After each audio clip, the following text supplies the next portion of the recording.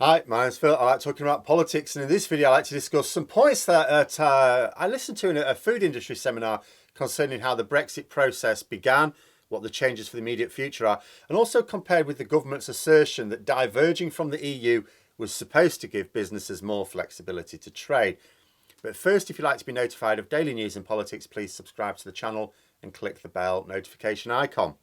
So, for the purpose of this video, I'm going to be discussing two different things wrong with Brexit. The first is that it makes you close off opportunities for business, not opening up new avenues. And second, that what was already a bad idea has been badly handled, making the situation worse than was necessary. And I shall be referencing a couple of things. There's an article in the Financial Times, which I often look at, and a seminar that I tuned into run by the Cold Chain Federation, which collected together experts to explain to industry insiders and nosy buggers like me tuning in, what the reality has been and what it's going to be. And I'm going to begin with how the seminar describes some of the issues as Brexit began. Because remember that our trade agreement with the EU, the Trade and Cooperation Agreement as it is known, was only finalised 1 week before the end of 2020. We were in the middle of a deadly second wave of COVID, and the government was about to rip us out of our most important market with only 1 week's notice of how it would even work. The point was made that although businesses knew that it was the intention to get some sort of zero tariff deal, nobody knew how it would work. A few things would have to be the case, but nobody actually knew. Like, for example, there would be paperwork needed to export goods to the EU. We knew that. We all knew that we were leaving the customs union single market.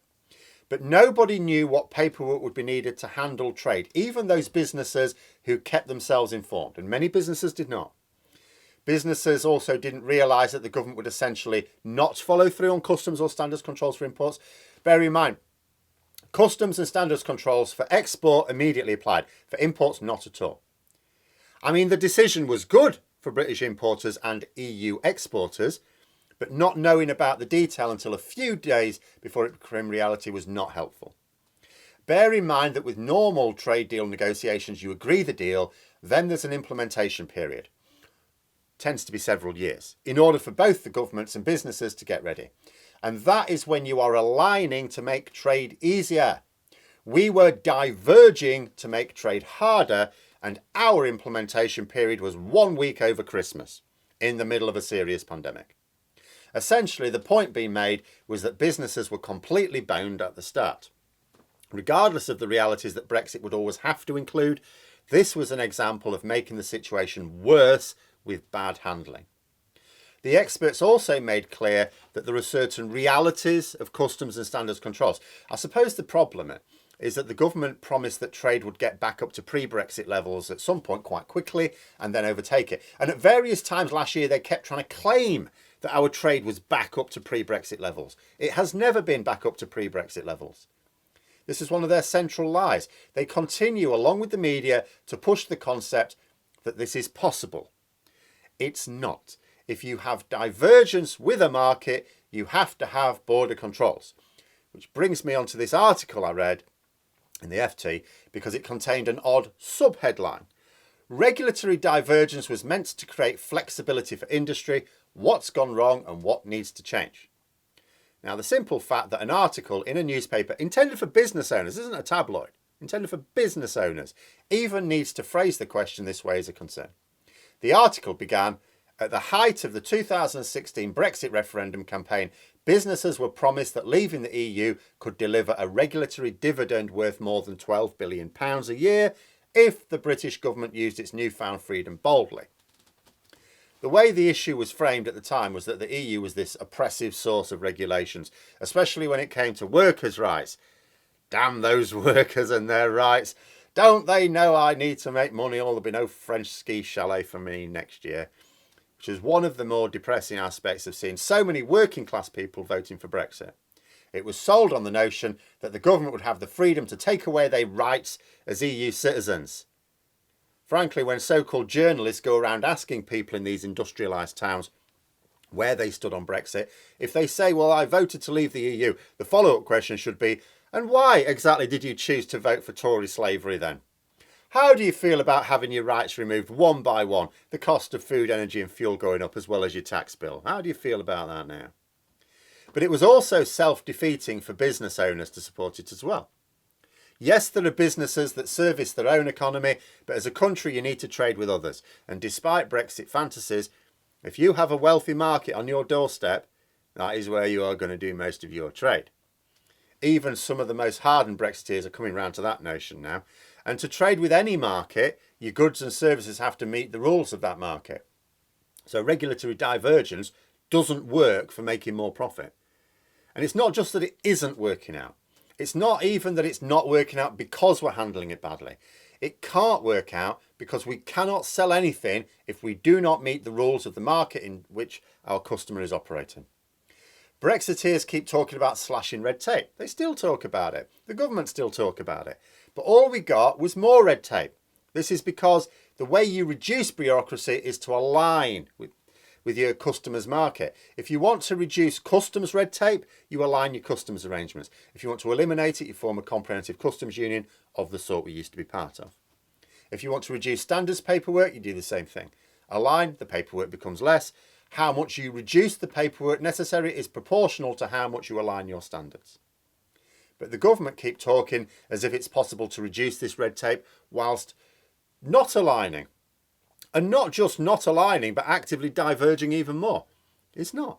And according to the agreement we signed with the EU, if we diverge too much, we're also subject to more tariffs as well. Because people may think, hang on a minute, we've got this zero tariff deal now, so we'll just diverge our standards, there's nothing they can do about it. The agreement says, oh yeah, there's plenty they can do about it. Right now, the agreement allows for zero tariffs on goods that meet rules of origin.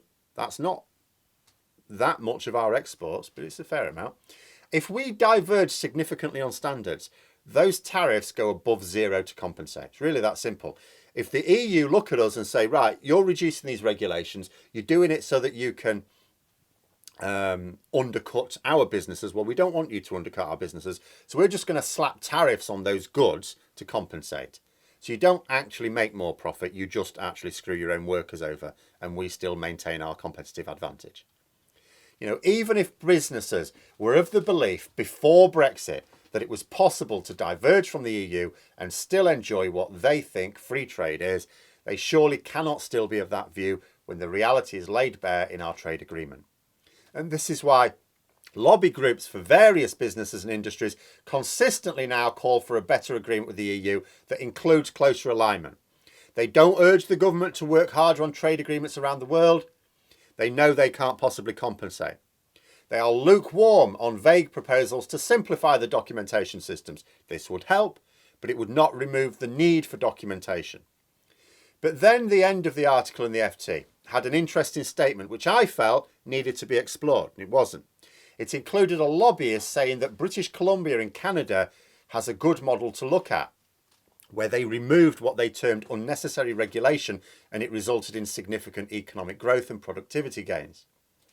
Now, I'm not familiar with this, but I'll tell you what my two key questions on it would be to anyone proposing it. First, did those significant economic and productivity gains translate into improved living standards for the people in British Columbia?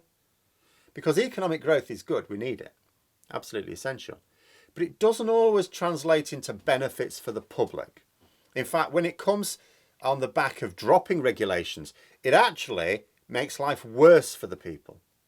No model is worth pursuing if the only winners are those who are already wealthy. We have enough models like that in operation in the UK. And my second question is about which market drove this economic growth. The obvious one you'd be thinking is the United States. Because if your economy is doing better, it means you're selling more to another market. That's how it's doing better. It's not selling more to yourselves, is it? It's another market. Would that market be the United States then? You know, the bordering market. If so, then you're comparing a part of Canada trading with a famously low regulation market with Britain trying to trade with the famously high regulation EU. Apples and pears. In fact, never mind that. Apples with pickled eggs is what you're comparing there. The bottom line is that the argument for removing regulations is always to make businesses more competitive. That's it. Nobody who proposes it ever argues for dropping regulations to make life better for people, only to help businesses make more money. They will then try and suggest that the workers for those businesses will get better incomes as well. It never happens, but they'll say that. But ultimately, it is to allow them to undercut competitors who are producing their goods and services to higher standards. But like I said, the EU specifically made sure that the Trade and Cooperation Agreement does not let us profit by doing that. You know, we've heard plenty about our red lines, but the EU had 2 red lines of their own. The first was to preserve the invisible border inside Ireland, and the second was to make sure that they didn't end up with Singapore on the Thames off their north coast, as they called it. So just as Brexit in general has led to trade losses, not gain, so deregulation will also bring pain where profit was promised. But those are my thoughts. Let me know yours in the comments below. Hope you found the video interesting. If you did, don't forget to click the like button. And if you'd like to support the channel further, please also click the Patreon link for details. And until next time, I'll see you later.